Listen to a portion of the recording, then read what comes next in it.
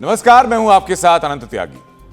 अमरावती के परतवाड़ा में सामने आए वीडियो स्कैंडल की जांच जैसे जैसे आगे बढ़ रही है, वैसे वैसे चौंकाने वाले खुलासे हो रहे हैं। इस पूरे मामले का मुख्य केंद्र था अमरावती में सोसाइटी का एक फ्लैट, जहां आरोपी अयान का ठिकाना था। अयान की उम्र है महज 19 साल और आरोप है लड़कियों की आपत्तिजनक तस्वीरें और वीडियोज सोशल मीडिया पर शेयर करना, जिनमें ज्यादातर तस्वीरें और ज्यादातर वीडियोज नाबालिगों की हैं। प्राइमरी रिपोर्ट्स के अनुसार अयान के पास लगभग 350 अश्लील वीडियो रिकवर हुए।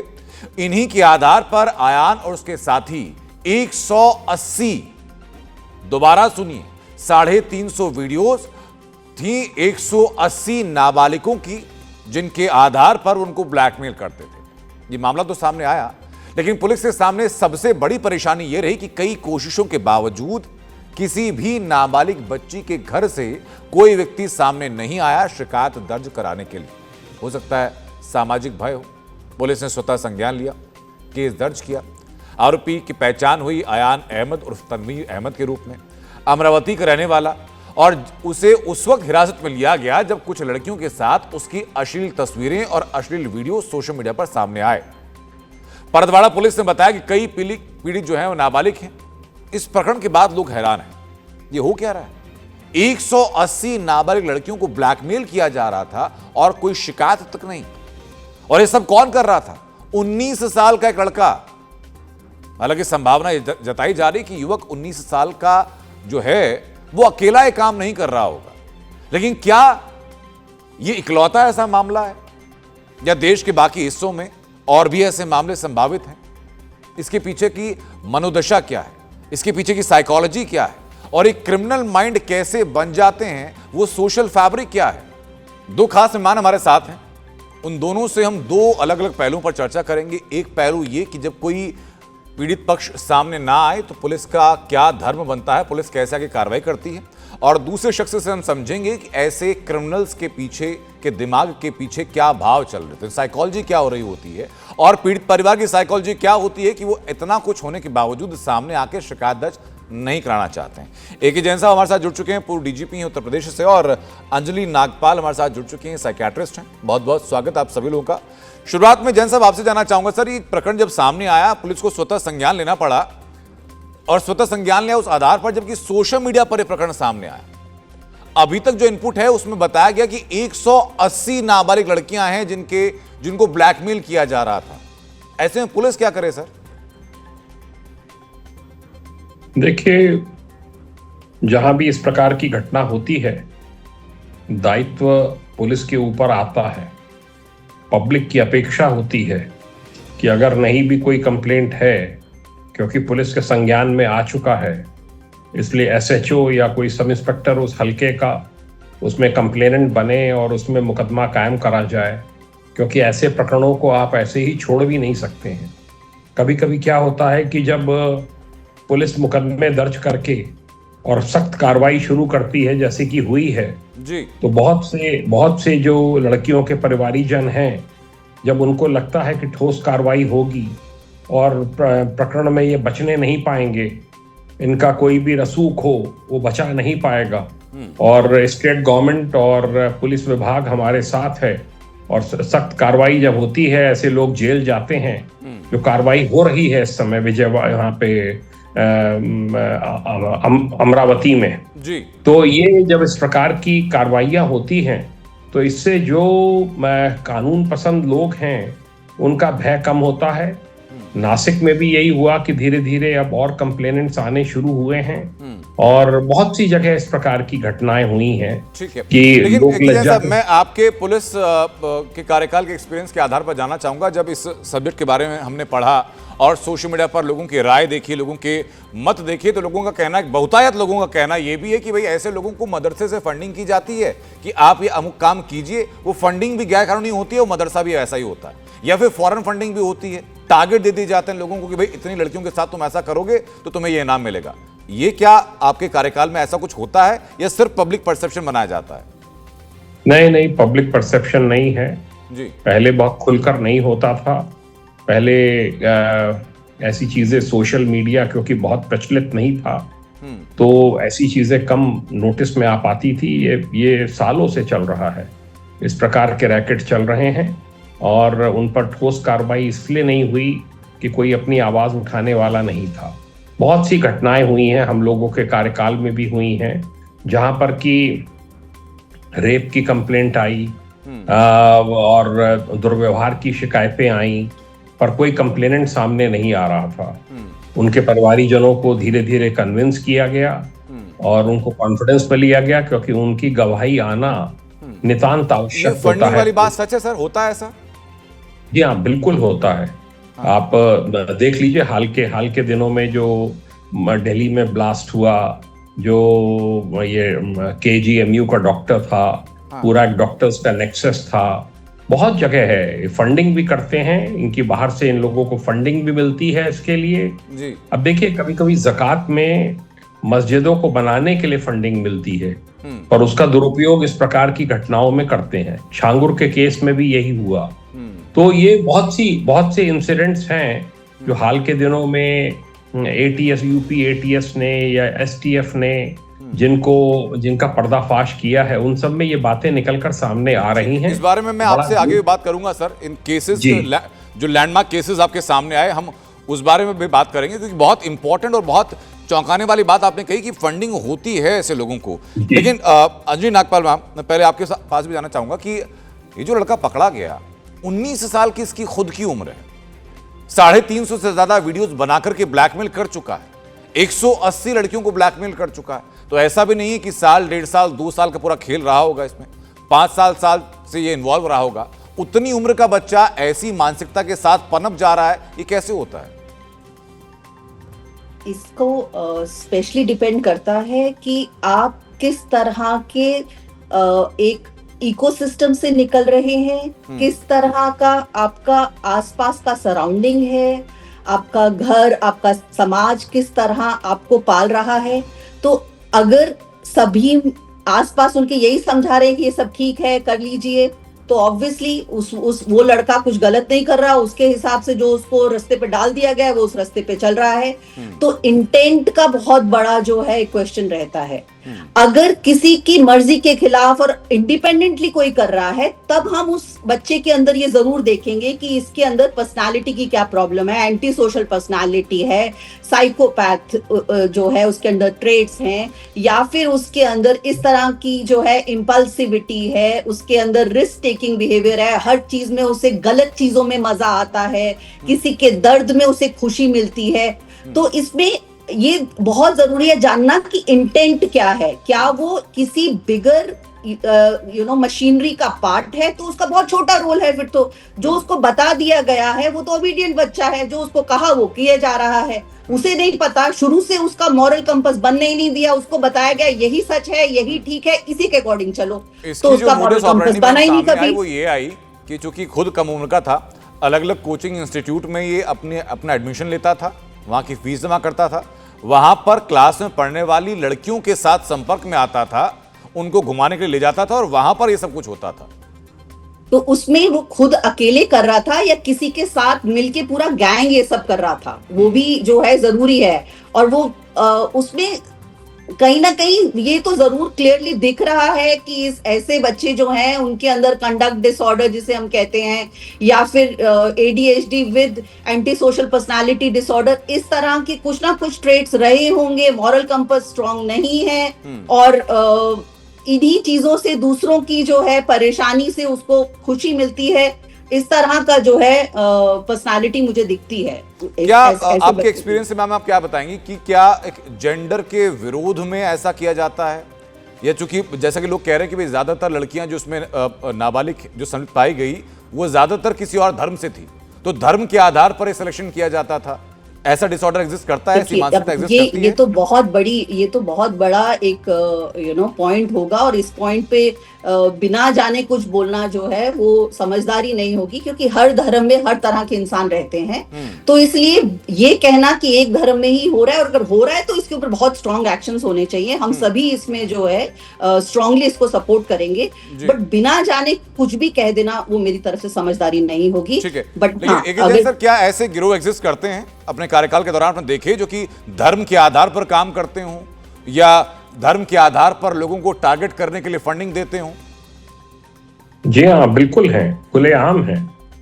यूपी में कई जगह हैं, बहुत से ऐसे रैकेट्स एक्सपोज किए गए, पर उसको एक सॉलिटरी इंसिडेंट मानकर या सोशल कोहेशन के पॉइंट ऑफ व्यू से, हार्मनी के पॉइंट ऑफ व्यू से बहुत ज्यादा तूल नहीं दिया जाता था, जिससे कि कोई बात ना बढ़ जाए। हिंदू ऑर्गेनाइजेशंस हैं और ऑर्गेनाइजेशंस हैं, वो इस संबंध में कहीं एजिटेशंस ना शुरू कर दें। पर यह है कि इस प्रकार की घटनाएं होती रही हैं और मैंने बहुत से इसमें देखा है। नाबालिग लड़की को बहला फुसला के घर ले गए दूसरे धर्म की, और मौलवी भी आ गया, निकाह भी हो गया, सब सारी कार्रवाइयां हो गई और सारे घर वाले उसमें सम्मिलित हैं, माँ बाप तक सम्मिलित हैं। ये सबसे खेदजनक पहलू है। और ये क्यों किया जाता था सर? इसका मोटिव क्या होता था? मोटिव ये कि कन्वर्जन करा रहे, एक बड़ा पायस काम है, कन्वर्जन करा लिया हमने इसमें सक्सेस पाई, हमारा लड़का इसमें सक्सेसफुल रहा। इसका मतलब है कि इस प्रकार की ग्रूमिंग की जा रही, इस प्रकार की शिक्षा दी जा रही है कि अगर आप ऐसा करते हैं तो इसमें तो पहले तो आपने देखा ही होगा कि रेट लिस्ट तक जारी हुई कि किस धर्म के दलित लड़की है तो उसके कन्वर्जन के लिए कितना मिलेगा, कौन कितनी है, सब मैं क्या डिटेल्स में जाऊं। बहुत शर्मनाक पहलू है। छोटी बच्चियां हैं, ये उनके परिवारीजनों को भी देखना चाहिए कि किस प्रकार से आप उनकी ग्रूमिंग कर रहे हैं या उनको इतनी खुली छूट दे रखी है कि वो इस प्रकार की एक्टिविटीज में इंडल्ज कर रही हैं और आपको उसकी भनक भी नहीं है। ये भी एक बहुत बड़ा प्रश्न मार्क है। एक परिवार के फैब्रिक के बारे में हम लोग बात करेंगे, लेकिन आपने दो चीजें बड़ी इंपॉर्टेंट कही हैं। पहला तो ये कि जो रेट लिस्ट का जिक्र आपने किया, और दूसरा आपने कहा कि पूरा परिवार आरोपी के साथ रहता था। मुझे बताइए सर कि 180 लड़कियां फिलहाल जो अभी तक सामने आया कि 180 लड़कियों के साथ ये हुआ है, ये तो संभव नहीं है कि इतनी लड़कियों के साथ वो रह रहा है, कर रहा है, उनका अश्लील वीडियोस बना रहा है, उनको घुमाने ले जा रहा है।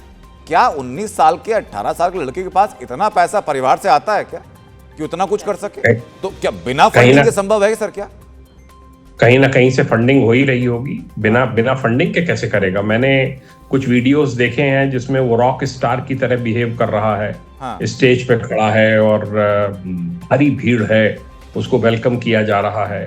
ये किस प्रकार का व्यक्ति है मुझे कोई बहुत ज्यादा डिटेल्स नहीं पता है, ये लोकल पुलिस इस पे ज्यादा अच्छा बता पाएगी। बट जिस तरह का उसका कंडक्ट है, जिस तरह की उसकी वेशभूषा है, पहनावा है, उससे लगता है कि उसके संपन्न परिवार है। इसीलिए उसकी नाजायज संपत्ति के ऊपर जेसीबी भी लगी हुई है, जो इन्होंने संपत्तियां अवैध खड़ी की हैं। सही एक्शन है, बिल्कुल सब इनके ऊपर कार्रवाई होनी चाहिए, सब कन्फिस्केट किए जाने चाहिए, जिससे कि दूसरों को एक नसीहत मिल सके। बिल्कुल। लेकिन अंजलि नागपाल जी, मुझे बताइए मैम कि अभी तक जो प्राइमरी इन्वेस्टिगेशन में जितने फैक्ट्स सामने आए वो सभी इस चर्चा में सामने आ चुके हैं। इस लड़के के अंदर कोई साइकोलॉजिकल एब्नॉर्मलिटी आपको नजर आ रही है या एक पैटर्न आपको नजर आ रहा है कि ये प्लानिंग के साथ किया गया काम है?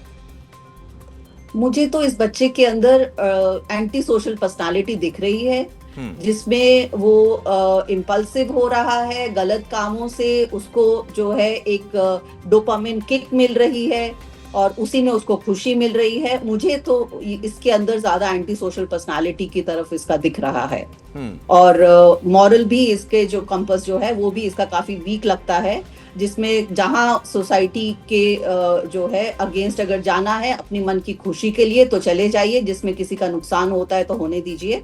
किसी के दुख से उनको फर्क नहीं पड़ता, वो एक अपैथी टाइप आ जाती है कि जब तक मैं जो है मैं जो चाह रहा हूँ मेरा काम जो है। और एक 18-19 साल में ऐसे ही जो है आपको पता है हार्मोन्स किस तरह से जो बढ़ रहे होते हैं, जिसमें आपकी दिमाग जो है वो सभी बड़े बड़े काम करना चाहता है। आपको सभी जो है जिसमें आपको एड्रेनलिन किक मिलती है वो चाहिए आपको, बट ब्रेक आपकी बनी नहीं है क्योंकि आपका प्री फ्रंटल कॉर्टेक्स जो कि आपकी दिमाग की ब्रेक्स हैं वो आपकी 20 से लेके 25 के बीच में बनती हैं। तो इस टाइम पे जो है ये हम लोगों के लिए जरूरी भी होता है कि एक जो है नई जनरेशन नई खाए, बट वो जनरेशन हमें इस तरह की नई चीजें दिखाएं ये तो हम सर्टेनली नहीं चाहते अब इस टाइम पर। और जो भी हो रहा है बहुत गलत है, निंदाजनक है और इस पे प्रॉपर जो है एक्शन होना चाहिए। वो बच्चियों के बारे में सोचना चाहिए ठीक है, आपको लगता है कि वो लड़कियां बच्चियां हो सकता है कि गलत कर रही हैं, बट एक तरफ से देखा जाए तो मुझे लगता है कि वहां पर ये समझना बहुत जरूरी है कि उनके क्या हालात थे, उनको मैनिपुलेट किया जा रहा था क्या, क्योंकि हो सकता है अटैचमेंट हो रही होगी मैम, उनका। वो बिल्कुल समझा जा सकता है। मैं इस लड़के के कॉन्टेक्स्ट में प्राइमरी बात करना चाह रहा हूं आपसे कि भाई ऐसा तो नहीं हो सकता कि 180 लोग आपको इतने भाग है कि आप उनके साथ अपनी जिंदगी गुजर बसर करने की उम्मीद आप सपने पाल लें, ऐसा तो नहीं है। कुछ तो इस बच्चे की, अगर उनके इस ब्लैकमेलिंग के लड़के लिए की भी फोटोग्राफ्स प्रॉब्लम है। खींची जा रही हैं, वीडियो बनाई जा रही हैं, और ब्लैकमेल ये किया जा बड़ा रहा है, गैंग जो लगा ब्लैकमेल नहीं है। हो रहा है उनके फोटोग्राफ्स, उनके वीडियो सोशल ये मीडिया पर बड़ा- पब्लिश कर दिए जा रहे हैं। हाँ, ये बड़ा गैंग लगता है और हाँ। इसमें जो है बड़े स्टेक्स जो है लगता है, क्योंकि इतना सब करने के लिए इतने बड़े बड़े कॉलेजेस में एडमिशन, ये सब जो आप बता रहे हैं, उसके लिए पैसे चाहिए। पैसे कहाँ से आ रहे होंगे? और कहीं से अच्छा जो है, कहीं फंडिंग या कुछ होगा तभी इंसान ये इस लेवल पे कर सकता है, लड़कियों को बस इम्प्रेस भी इस करता फंडिंग है। वाली बात को लेकर के एक जैन सर, मैं आपके पास में आ रहा हूं सर। आपने रेट लिस्ट का जिक्र किया था, उस रेट लिस्ट के बारे में सर बताइए सर, क्योंकि अब सब कुछ सामने सरफेस पर चीजें आ चुकी हैं। तो जो चीजें हम सोशल फैब्रिक के लिहाज से या किसी और चीज से, किसी और बात की वजह से जिनके बारे में बातें नहीं करते थे, बातें करनी ऐसे इंसिडेंट के बाद जरूरी है। छांगुर इंसिडेंट के दौरान, छांगुर ऑपरेशन के दौरान ये प्रकाश में आया जी कि रेट्स फिक्स कर रखे थे कि दलित लड़की को अगर आप कन्वर्ट कराएंगे तो इसका इतना दिया जाएगा, अगर कोई हायर कास्ट की लड़की है तो उसका इतना दिया जाएगा, ब्राह्मण गर्ल है तो उसका इतना दिया जाएगा, जैन गर्ल है तो उसका इतना दिया जाएगा। तो ये इस प्रकार के बहुत इंसिडेंट्स गुजरात में अन्य जगहों पर हुए हैं जहां पर कि एफ्लुएंट परिवारों की लड़कियां जो कि अच्छी बैकग्राउंड से हैं, उनके साथ इस प्रकार की घटनाएं हुई हैं। तब ये सब चीजें निकलकर सामने आई हैं और ये एक इंसिडेंट नहीं है, बहुत इंसिडेंट्स हैं ऐसे। और ये जो यूपी में एंटी कन्वर्जन लॉ लागू किया गया, सख्ती से योगी जी के रहते हुए उसको एनफोर्स किया गया, तो इन घटनाओं में कमी आई है। पर अभी भी एक होने के बावजूद, सख्ती होने के बावजूद भी उस पर रोक नहीं लग पा रही है। जी, ये जो रेट लिस्ट है सर, ये सिर्फ कन्वर्जन के लिए होती है या किसी धर्म विशेष, किसी वर्ग विशेष, किसी आयु विशेष की लड़कियों को मेंटली या सेक्सुअली अब्यूज करने, उनको हरास करने के लिए भी होती है? नहीं, ये कन्वर्जन के लिए है। बाकी तो आप जो भी उसमें आप उनके साथ कर सकें, वो सब चीजों के लिए एनकरेज किया जाता है। और इसमें और भी बताते हैं, बहुत से लोगों का इन्वॉल्वमेंट है। छांगुर में अनफॉर्चुनेटली एक हिंदू कपल था जो कि कन्वर्ट हुए और उन्होंने सबसे ज्यादा इसके अंदर भूमिका निभाई कि वो कन्वर्ट करा रहे थे और बता रहे थे कि हम भी हिंदू से मुस्लिम बन गए, हमें ये फायदे हुए हैं, आप भी बनिए, आपको ये फायदे होंगे। लेकिन क्या पॉसिबिलिटी है सर कि ऐसा कोई दंड का प्रावधान कर सकें, ऐसा कोई एक नजीर कायम कर सकें, ऐसा कोई बदलाव कर सकें कि ये मामले आने बंद हो जाएं, ऐसा कुछ होना बंद हो जाए? तो ये बहुत भयावह, घिनौना और शर्मनाक है। जी हाँ, बिल्कुल घिनौना और शर्मनाक है। एंटी कन्वर्जन लॉ को सख्ती से लागू किया जाए। इंटेलिजेंस कलेक्शन इस संबंध में बढ़ाया जाए। जहां कहीं प्रकाश में आए कोई इस प्रकार की घटना हुई है तो उसको पुलिस या कोई भी एजेंसी दबाने का प्रयास न करे, उस पर तुरंत एक्शन लिया जाए। बात होनी चाहिए। ठीक है सर, बहुत बहुत शुक्रिया आप दोनों का, अंजलि जी और एकी जैन सर, आपका इस चर्चा में शामिल होने के लिए। तो जी न्यूज भी अपने दर्शकों से अपील करता है कि अगर सामाजिक सौहार्द को बिगाड़ती हुई, समाज के किसी भी व्यक्ति के लिए सुरक्षा को खतरे में डालती हुई इतनी घिनौनी, इतनी गिरी हुई या कैसी भी हरकत कोई सामने आए, तो बात खुलकर होनी चाहिए। किसी धर्म, किसी वर्ग, किसी जाति, किसी क्लास की लिहाज करके बातें ना करना और ज्यादा खतरनाक होता है।